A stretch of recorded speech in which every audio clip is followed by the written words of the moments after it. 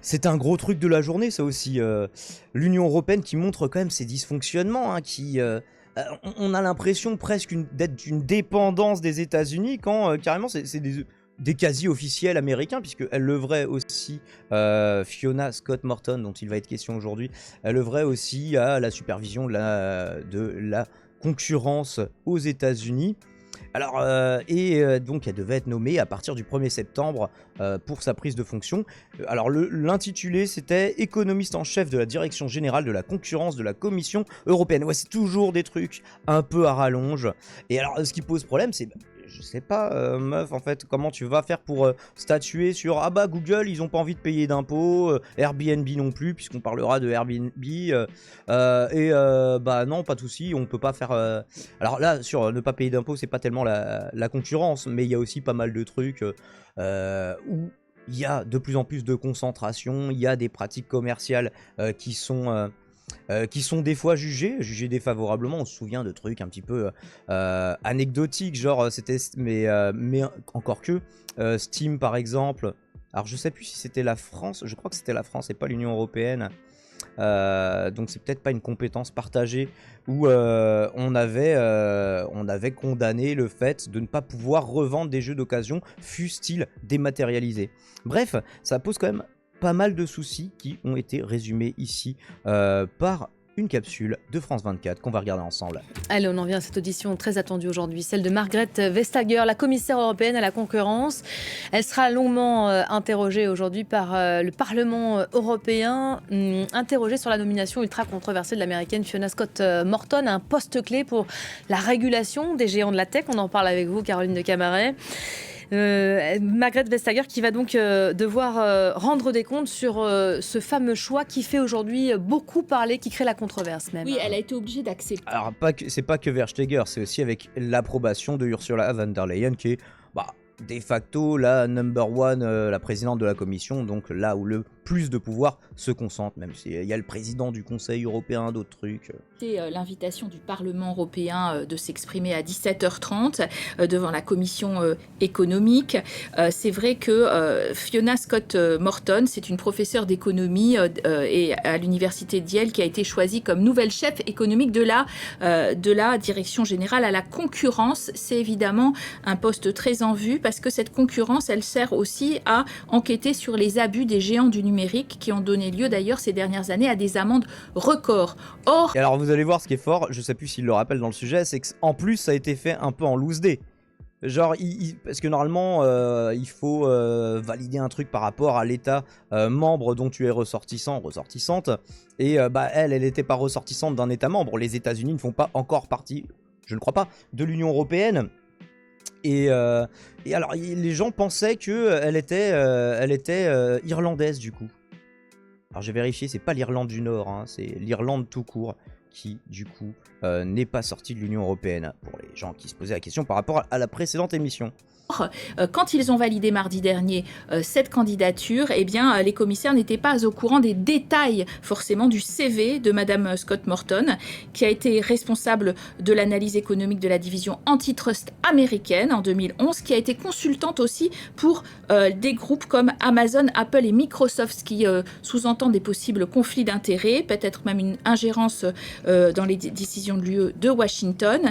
Le fait qu'elle accède à des dossiers sensibles et après le jour où son mandat se termine, elle retourne, alors c'est pas la mère patrie les États-Unis, ça c'est la Russie le surnom, mais elle retourne chez l'oncle Sam.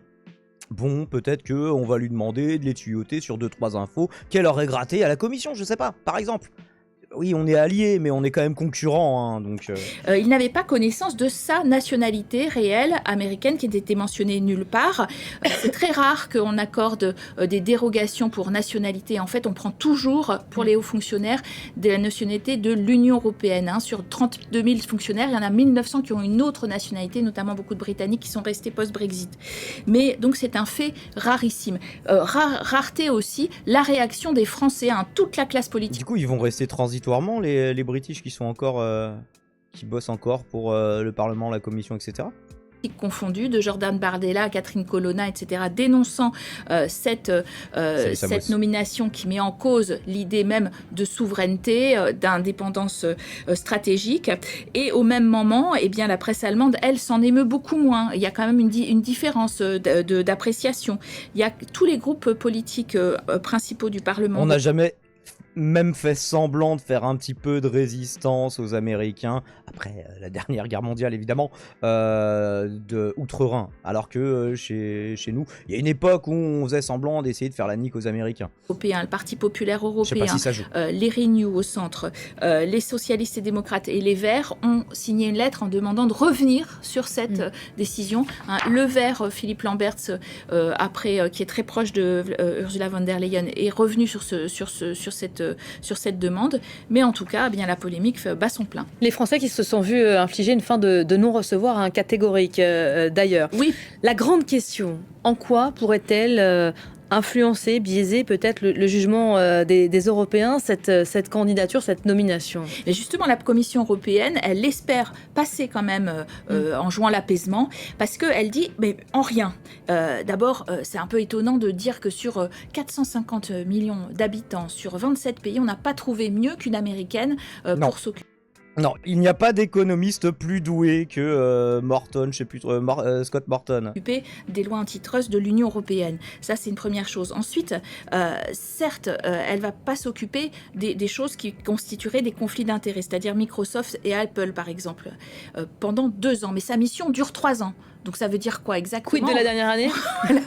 Donc ensuite, elle ne pourra pas, à elle seule, influer sur les décisions sur les GAFAM, sur la fameuse digital market. Oui, puis si elle peut pas se saisir de ces dossiers-là parce que elle est en lien d'intérêt, du coup, en fait, est-ce qu'elle est vraiment la plus compétente? Je pose la question. Avec toutes les choses de Thierry Breton, mais c'est vrai que en tant que chef économiste, elle va beaucoup influer sur cette direction de la concurrence qui prend toute seule ses décisions sur l'antitrust.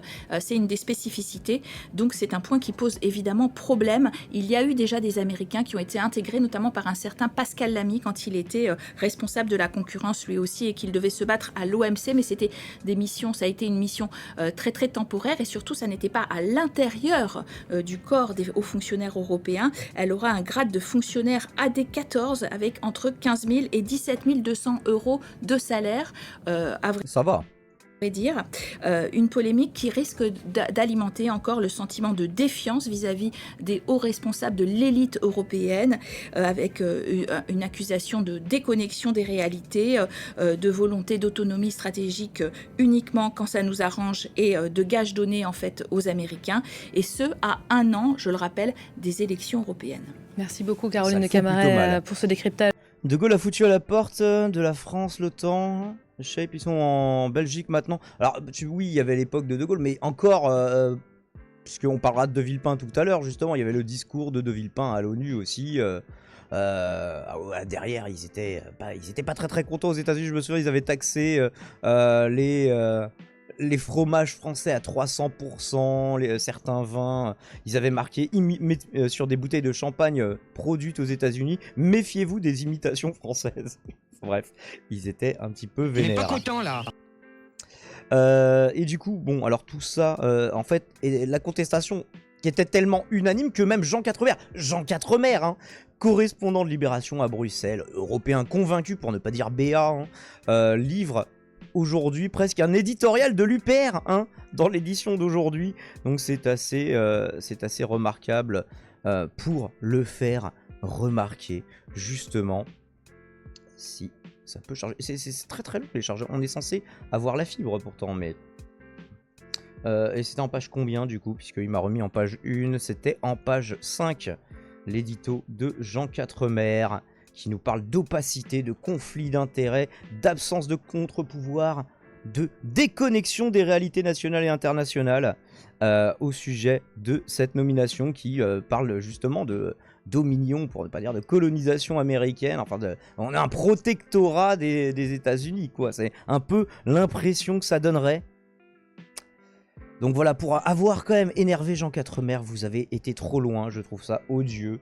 Heureusement qu'ils sont revenus en arrière. Alors qu'ils sont revenus en arrière, c'est Fiona Scott Morton qui a dit oui, bon alors devant la polémique, je préfère me retirer. nul doute que la commission lui a dit bon, là ça commence à être compliqué, on passe un petit peu pour des branques. On peut dire que c'est une victoire politique de la France et du Parlement européen. Oui, tout à fait. Finalement, la charge a été menée dans les règles par Emmanuel Macron, Tramadol. qui s'est dit hier très dubitatif qu'on n'arrive pas à trouver un expert européen de haut niveau Dubitatif, donc c'est pour dire à quel point le mec était choqué, quoi. pour conseiller la grande direction et très puissante direction à la concurrence. Et ça a été suivi par Thierry Breton, qui a essayé de rallier un certain nombre de commissaires, les commissaires francophones et francophiles, espagnols, italiens, luxembourgeois, portugais, à sa cause, au motif qu'en vrai, quand on leur avait soumis eh bien, cette candidature, la mention de la nationalité. Ce niveau de corruption est fabuleux. On sait même pas s'il y a de la corruption, Froggy, hein. C'est juste que c'est complètement anormal. Alors après, est-ce qu'il y a eu des sacs de billets comme on l'avait déjà vu? Alors à l'époque, c'était le Qatar Gate.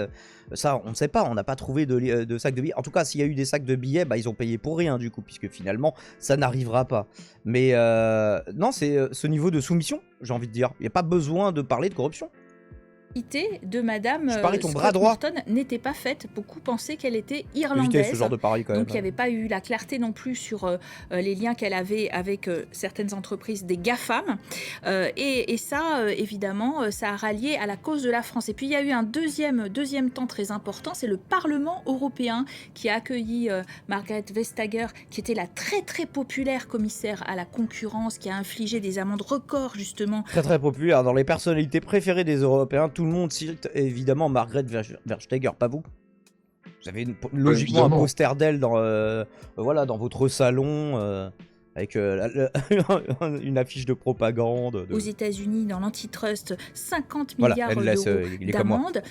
Très très apprécié, chaque député européen de chaque groupe le disant en introduction, mais voyant la qualité de ses réponses absolument En fait, la commission, c'est tellement... Ils ont v'là le pouvoir, mais personne sait qui c'est, les gars.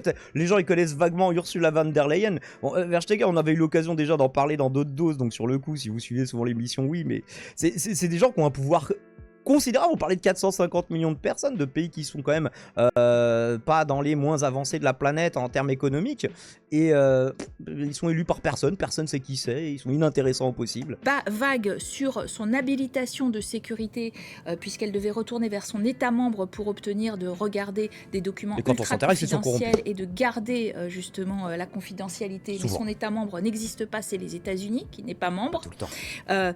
Et puis sur les conflits d'intérêts, elle a refusé de dresser la liste des entreprises qu'elle ne viserait pas. Et là, ça a déchiré. La liste était trop longue. Elle a dit, oh non, mais écoutez, en termes d'écologie, on n'aura pas assez de papier. Évitons quand même de... Véritablement la colère des députés européens à qui on a rétorqué avec beaucoup d'arrogance. Ça n'est pas votre problème, c'est à nous de faire les nominations, etc. etc. Alors, est-ce un sérieux revers pour Margrethe Vestager, mais aussi pour Ursula von der Leyen? C'est en tout cas une image désastreuse de cette élite européenne, détachée d'une certaine réalité, très atlantiste finalement, au point d'être naïve et de ne pas reconnaître qu'on est en guerre économique avec les États-Unis. Alors eux, ils pensent naïfs, vous pensez corrompus. Moi, je pense soumis. Comme ça, voilà, c'est peut-être un subtil mélange des trois, les gens. Toi, t'es belge et tu les connais pas non plus, Pierre. Ouais, c'est pas que nous, du coup. États-Unis, en particulier dans le secteur du numérique. On vient de faire passer justement des lois à travers le commissaire français Thierry Breton pour encadrer ce secteur qui était totalement dérégulé et qui mettait en cause justement nos principes démocratiques. Alors, mauvaise impression à un an des élections européennes avec une... Déréguler la concurrence libre et non faussée, du coup. Hein, Ursula von der Leyen qui avait l'espoir peut-être de renouveler son mandat à la tête de la Commission pour 5 ans parce qu'elle avait une vraie assise. Elle est membre du Parti populaire européen, le grand parti qui l'a critiqué. Vous vous souvenez, par contre, ouais, en fait, c'est pareil. En fait, tellement les gens, ils la connaissent pas. Quand Macron, il va en Chine avec von der Leyen, genre, ils ont pris un sous-secrétaire d'État au revêtement en bois intérieur. Et ils ont dit, ouais, vas-y, bah, va l'accueillir et tout. Par contre, genre, elle a pas eu le droit au tapis rouge. Dès l'aéroport, ils ont dit, non, mais en fait, on vous connaît pas, madame. Mais littéralement, c'était ça. À l'occasion justement de cet épisode peu glorieux. Elle peut-être visait aussi, certains disaient peut-être l'OTAN, l'Alliance Atlantique, ce qui pose des problèmes maintenant puisqu'on voit que elle a donné un certain nombre de gages aux Américains. On pense que Ursula était parfaitement au courant de ce qui se tramait dans la direction à la concurrence. Et pour ce qui est de Margrethe Vestager, l'anciennement très aimée commissaire et même très bien notée. Ah ça y est, du coup les gens maintenant savent ce qui c'est, ils ne l'aiment plus. Eh bien, elle visait la Banque européenne d'investissement. Ça va être compliqué pour elle de l'obtenir. Ça montre aussi autre chose, à savoir que toutes ces questions d'autorité, de la transparence et de la vie publique qui ont été soulevées à l'occasion du Qatargate côté Parlement européen, avec la volonté d'un grand corps eh bien justement de la transparence qui serait indépendant des institutions et qui vérifierait les pantouflages avant et après, n'a pas été mise en place. Il n'y a pas de volonté politique de la mettre en place, ni de la Commission, ni complètement du Parlement, et que ça reste véritablement un trou dans la raquette, difficile à expliquer aux citoyens européens. Alors, qui pour le poste? Alors pour le poste, on va Des sélectionner indices. le deuxième sur la liste, qui était un c'était une liste de Espagnol 11, qui il me était semble. tout aussi qualifié. Et donc on ne comprend pas pourquoi une semaine de polémique pour ternir finalement l'image des institutions, sauf peut-être effectivement du Parlement qui a bien résisté. Et avec... Alors ils avaient fait sauter, c'est ça qui est intéressant, ils avaient fait sauter la condition d'être ressortissant d'un État membre avant de dresser la liste de 11, mais comme s'ils savaient, étant donné qu'il n'y avait que elle qui n'était pas ressortissante d'un pays européen, il me semble, comme s'ils savaient par avance, en fait on fait une liste, mais c'est elle qu'on va prendre, t'as compris quoi. résister, et avec l'obligation qu'elle démissionne, parce que c'était la seule façon de se sortir de cette crise. Merci beaucoup, Caroline. Voilà, bah, un nouveau dysfonctionnement. Alors vous n'êtes pas obligé de faire les upéristes mentaux. Alors le Frexit maintenant, oui, allez, Asselineau, l'article 50. On vous voit, c'est bon, on vous connaît, pas de souci. Non, mais en fait, donc il y a un nécessaire, c'est ça que les upériens ils font semblant de pas comprendre. Il y a une supranationalité nécessaire. Par contre, tu peux noter des dysfonctionnements. Le problème aussi, c'est comment tu peux faire changer le truc de l'intérieur. Est-ce que voilà, une alliance d'un pays comme la France avec un autre gros pays, ça suffirait quand même à faire avancer les choses? Le problème, c'est qu'idéalement, ce serait genre la France et l'Allemagne, tu vois. Si la France et l'Allemagne, ils sont d'accord pour changer les règles, bon, ce qui risque pas d'arriver avec Olaf Scholz, je crois qu'il s'appelle comme ça, l'actuel chancelier. Scholz, plutôt. Mais tu te dis que, oui, changer les choses de l'intérieur avec deux gros pays, il doit y avoir moyen, contrairement, tu vois, à ce que disent les upériens mentaux. Je clôt ici la capsule, à moins que vous ayez des réactions, toi peut-être l'ours, une réaction sur ce sujet européen. Je sais à quel point les sujets européens te passionnent. Ouais, non, ouais, moi, ça m'a toujours fait flipper de voir, lui, justement, ceux qui sont à la tête de l'Europe, les ayant vus IRL, vu leur comportement et tout, je me dis, mais enfin, on n'est vraiment pas rendu, hein. C'est bon, Machine qui est à la tête à l'heure actuelle de la commission, je la connais pas. Van der Mais Leyen. bon, j'ai eu l'occasion de voir Juncker. C'était une suivante de Merkel, il me semble. Ouais. Qui l'avait un peu poussé, il me semble. Je sais plus exactement. Il me semble que c'est de là qu'elle vient. Bref, Mais ouais, comme je te dis, moi, tu es surpris de ne pas être déçu. Ou déçu de ne pas être surpris, plutôt. Ouais, habitué, je dirais. On peut le résumer en un mot, c'est vrai que c'est mieux.